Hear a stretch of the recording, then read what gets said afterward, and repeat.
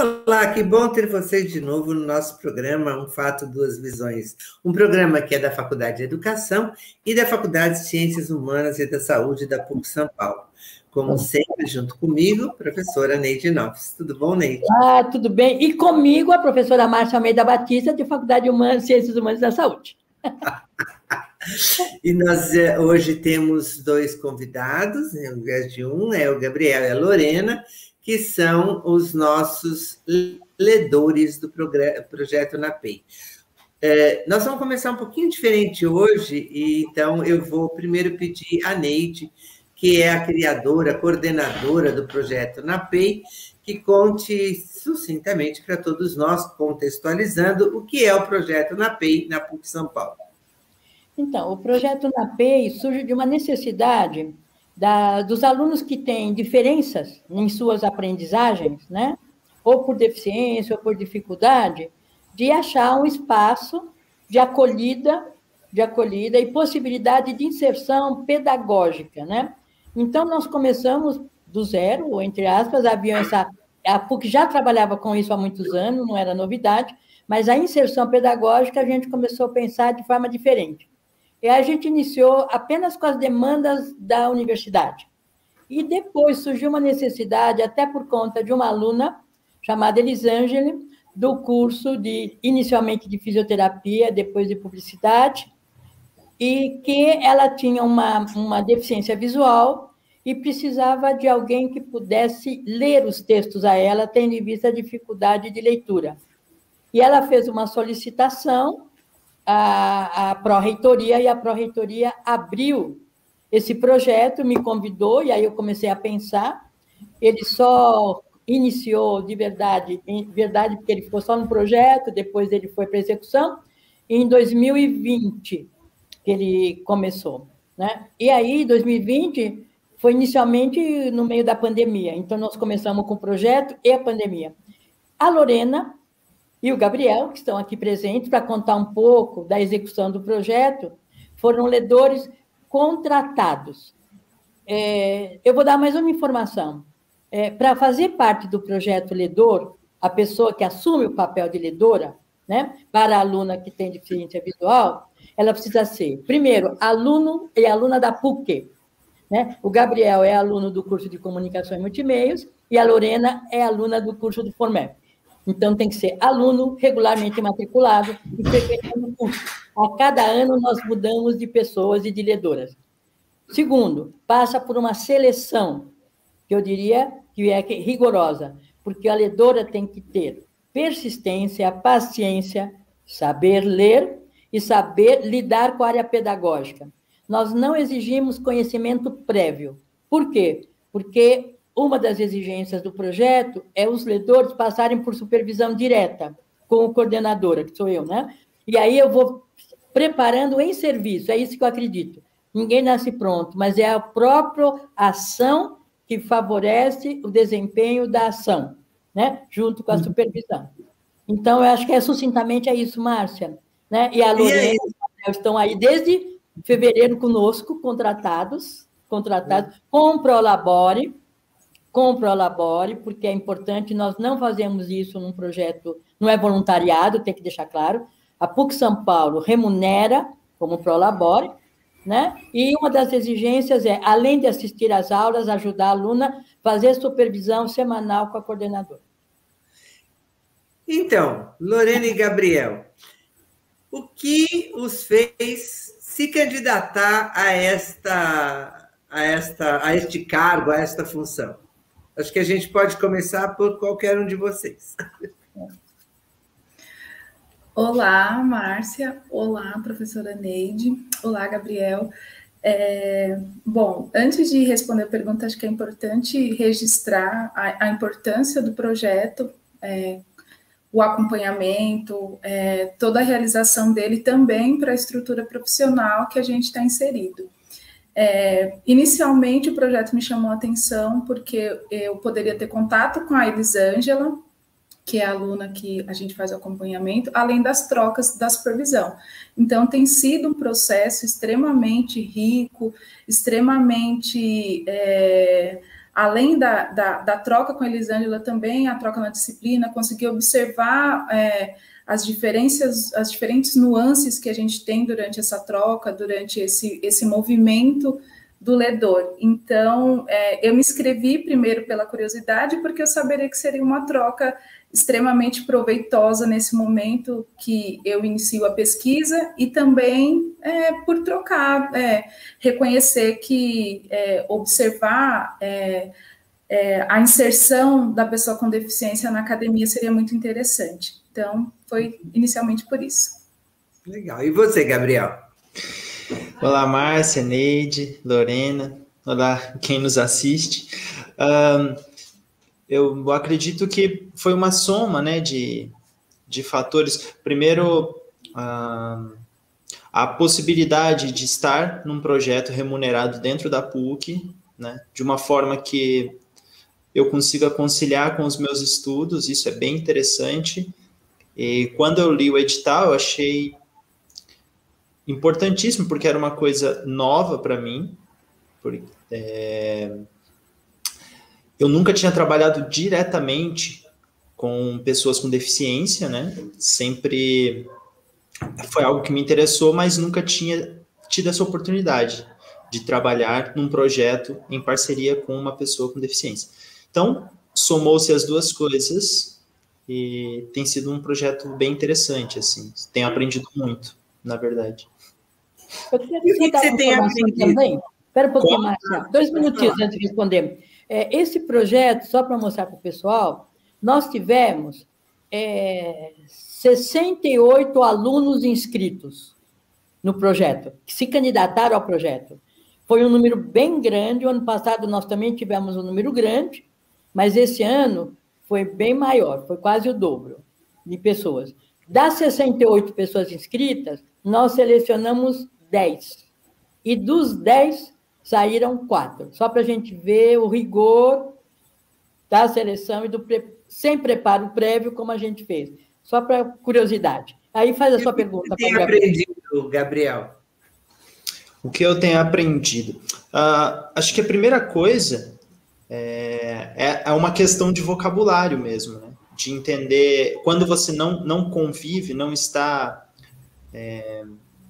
diariamente trabalhando, estando, compartilhando coisas com uma pessoa com deficiência, você não tem a dimensão de como o vocabulário é importante, né? De entender, assim, que não é pessoa portadora de deficiência, né? Ninguém porta uma deficiência.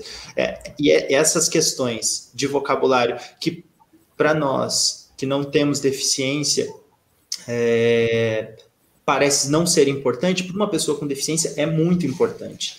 Então, estar atualizando o vocabulário, aprendendo expressões novas, palavras novas e tirando palavras que, para mim, pareciam normal, mas, na verdade, são palavras que têm uma carga semântica negativa, e isso é muito importante, assim.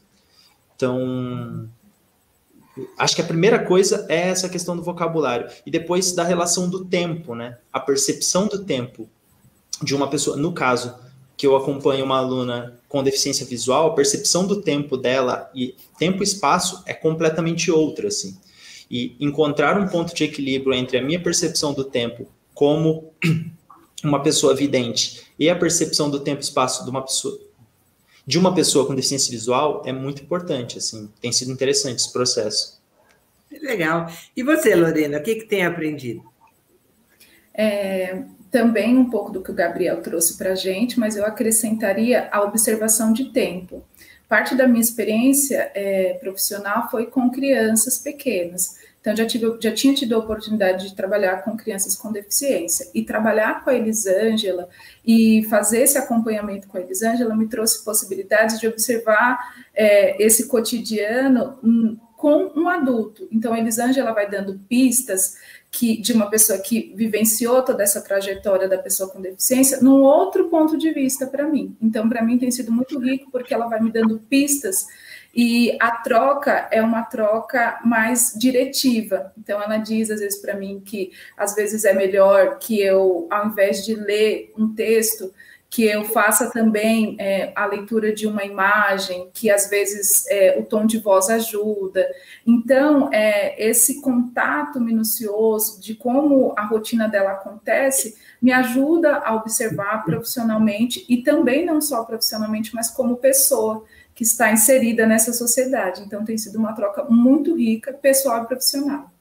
Como vocês dois se referem a Elisângela, né? E ela é entrevistada num programa que se segue a este, como a pessoa que se adaptou à universidade graças ao trabalho de vocês.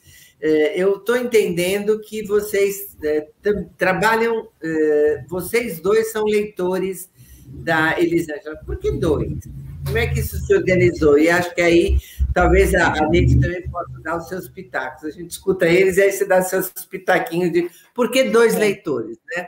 Porque na minha cabeça, talvez equivocadamente, eu achasse que assim, era quase para este aluno, este leitor, para aquele outro leitor, o tempo todo. Então, queria que você falasse um pouco. Quando nós começamos o projeto, quando eu idealizei o projeto, eu fiquei pensando, né, e trocava muitas ideias com o Gabriel da Pró-Reitoria de Graduação, no sentido de que uma pessoa só podia se cansar.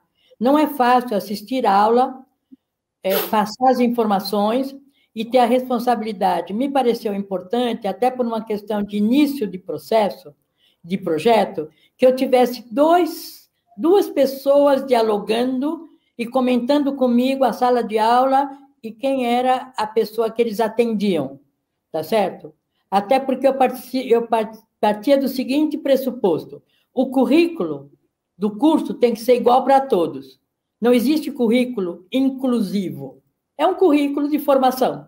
Mas eu tenho que ter professores que façam a flexibilização do currículo. A disciplina A tem que se adaptar aos alunos que ele tem. E se tem algum aluno que tem algum tipo de dificuldade, o professor deve se esforçar, sim, para atendê-lo e incluí-lo. Não importa qual a dificuldade, né? E, às vezes, um tempo de prova maior, às vezes, um contexto diferente. Para isso, eu precisaria de duas opiniões. Eu nunca quis ficar com opinião única, Márcia. Por isso... como é que é para vocês esse trabalho conjunto? Vocês trocam, não trocam? Sentem como importante, concordam com o que a Neide falou, da necessidade de poder trocar para não cansar? Como é que é? Eu e Lorena, junto com a Elis, criamos uma sintonia muito grande no nosso processo, né? E eu acho que são diversos fatores. Eu acho que o fator idade também, né? Ambos com mais de 30 anos, tem pelo menos a questão de referências, né? As nossas referências são bem próximas e tal, e eu acho importante haver esse diálogo. Então, durante a semana, dividimos, né, essa questão do acompanhamento junto à Elisângela, e estamos sempre trocando as informações. E temos formas de abordagens bem diferentes, mas complementares, assim, né?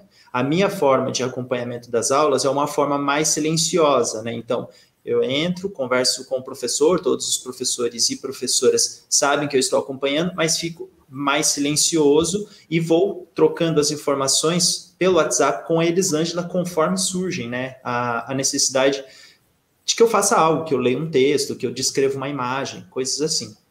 Mas são bem complementares, assim. Ambos os três nos entendemos, eu acho, pelo menos. O que você acha, Lorena? Perfeito, concordo com o Gabriel, a gente tem uma relação muito aproximada e tenho certeza que mesmo quando o projeto acabar, continuaremos todos muito próximos. E realmente a gente, somos diferentes, então a gente acaba tendo uma relação bem diferente com a Elisângela, mas totalmente complementar. E o Gabriel também, a gente faz muitas trocas, a gente conversa muito, às vezes a gente se ajuda. A dupla de leitor eu entendo como uma coisa muito rica, porque nós fazemos uma troca totalmente colaborativa. Às vezes eu tenho algumas dúvidas, tiro com o Gabriel, ele também tira comigo, às vezes eu acho que a voz dele para ler é uma voz que é mais acolhedora, então pego sugestões com ele, trocamos literatura, então realmente a gente vai levar, acredito, para a vida, assim, do projeto para a vida. É uma troca muito rica.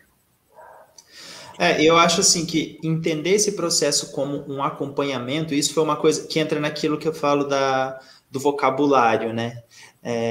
O que nós fazemos não é um processo de ajuda, porque a ajuda pressupõe que quem está ajudando está numa posição superior a quem está sendo ajudado.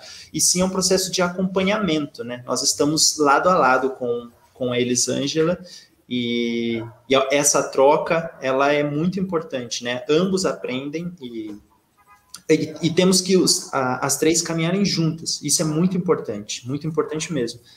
Então, acho que essa ideia de acompanhamento traz um pouco de como chegamos a esse entendimento, né?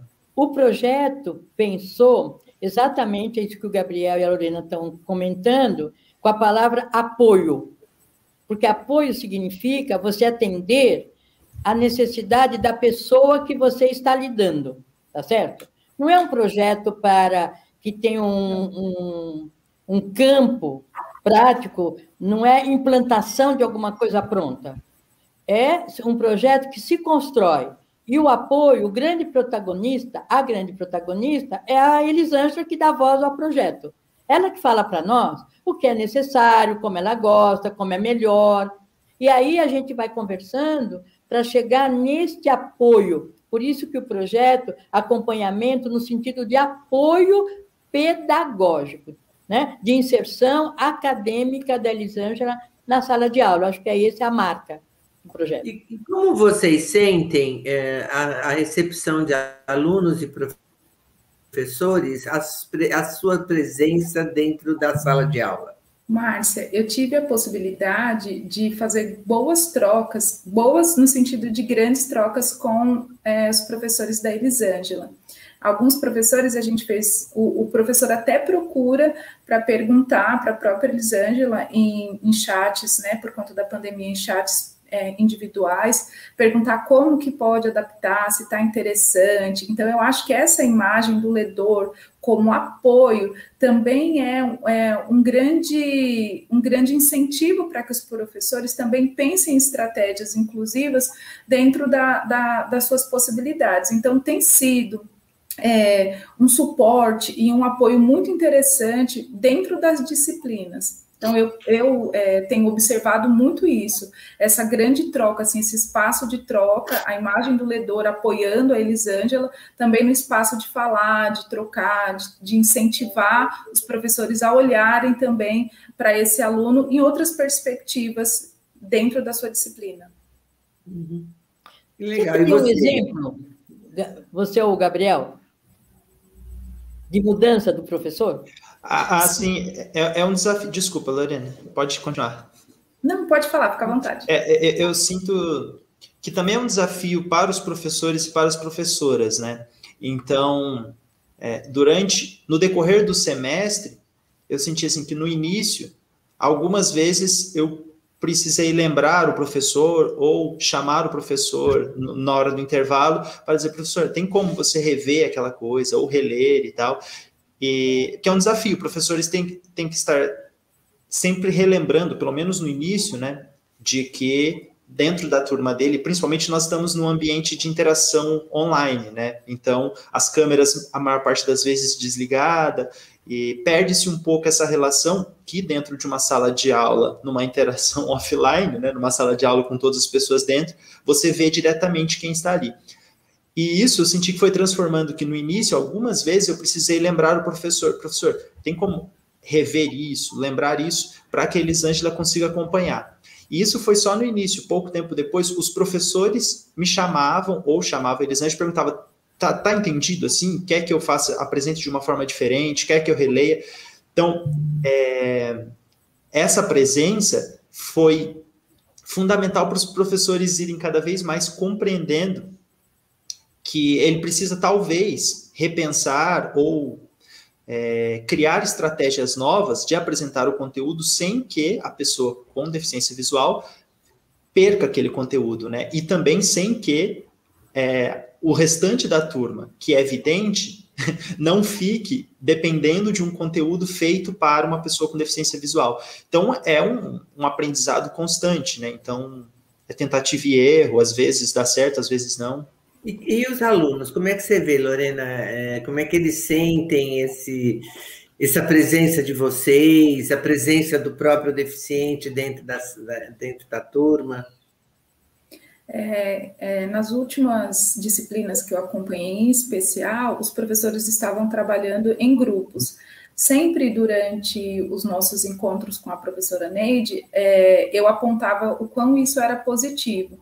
Então, o próprio grupo falava comigo, interagia, eu ia, às vezes, né, conversando com eles, pensando em estratégias. Isso é muito interessante, a possibilidade de se trabalhar em grupos nas disciplinas que eu tenho acompanhado, porque os próprios colegas de turma da Elisângela, eles iam traçando estratégias para que ela fosse incluída, mas não necessariamente pensando em estratégias para a deficiência dela, mas sim de que ela pudesse participar das trocas de uma maneira totalmente inclusiva. Então, eu acredito que essa participação em grupos e os colegas dela foi extremamente rica neste momento, porque eles mesmos conseguiam se integrar, se organizar. Eu fiz alguns suportes, alguns apoios, mas na maioria das vezes, quase todas eles já se organizavam para que as coisas acontecessem de uma forma muito tranquila.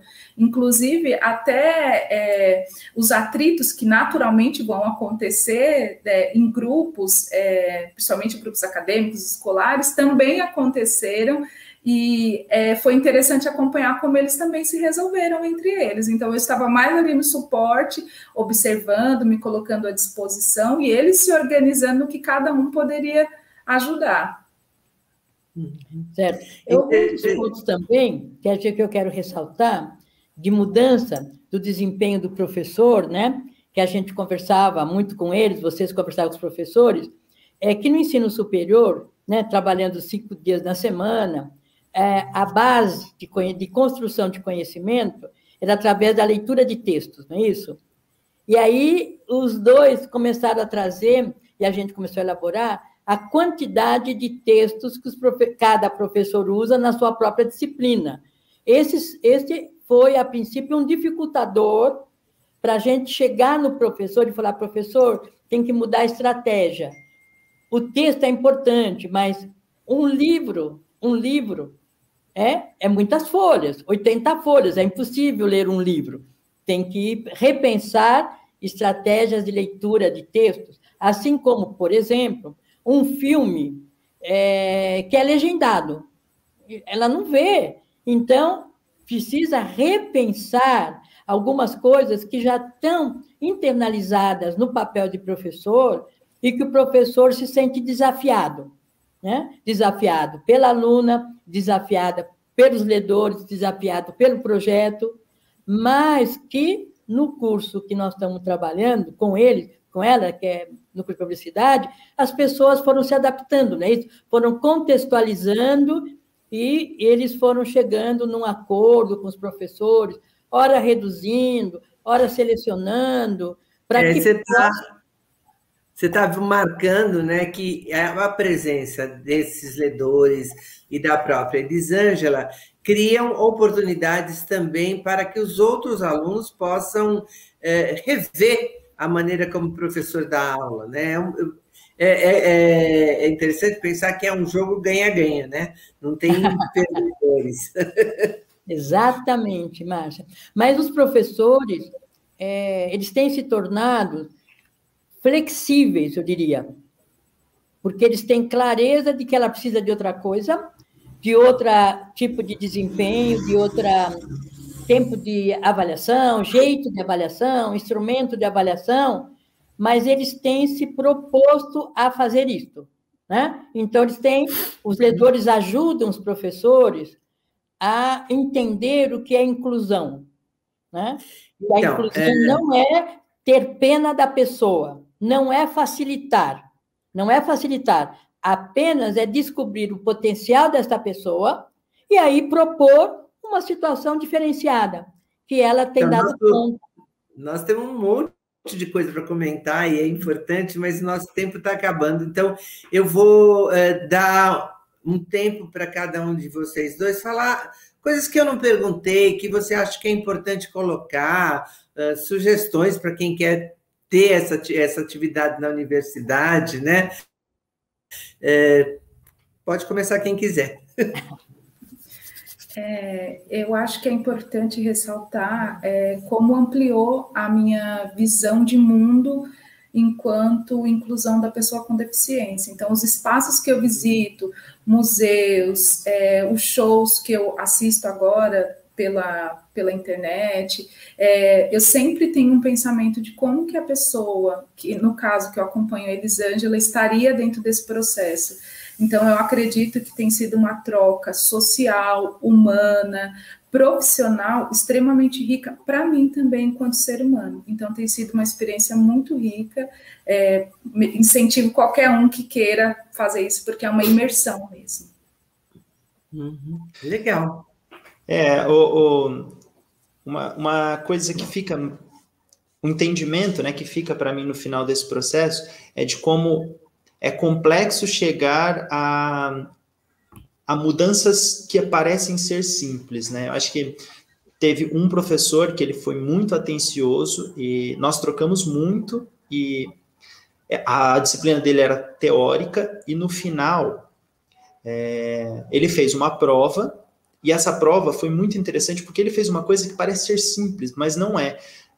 A prova para Elisângela, uma pessoa com deficiência visual, era a mesma prova que o restante da turma. A diferença é que na propaganda que eles teriam que fazer uma análise semiótica, para a turma era uma propaganda visual, um vídeo e uma foto, e para Elisângela eram 2 spots de rádio. Parece ser uma coisa simples. Só você tira o visual e coloca um spot de rádio, mas não é. Foi um processo de um semestre inteiro para conseguir entender isso. É a mesma prova, é o mesmo entendimento. Em vez de colocar uma imagem, coloca um spot de rádio. Então, isso foi um aprendizado interessantíssimo, que para chegar a ações simples é um longo e complexo caminho, né? E é um caminho de muita troca. Acho que é esse entendimento que fica. E para você? Eu quero só reforçar que, assim, eu acho que a formação pessoal dos ledores, a formação acadêmica dos ledores, e, para mim, a marca que o diálogo e o potencial das pessoas que estão nesse papel não precisa de tanto conhecimento prévio, se a gente tem uma supervisão e eles mesmos vão atrás do que é significativo para o aluno, porque está em jogo a aprendizagem da Elisângela. E nosso tempo chegou ao final. Beijos, então.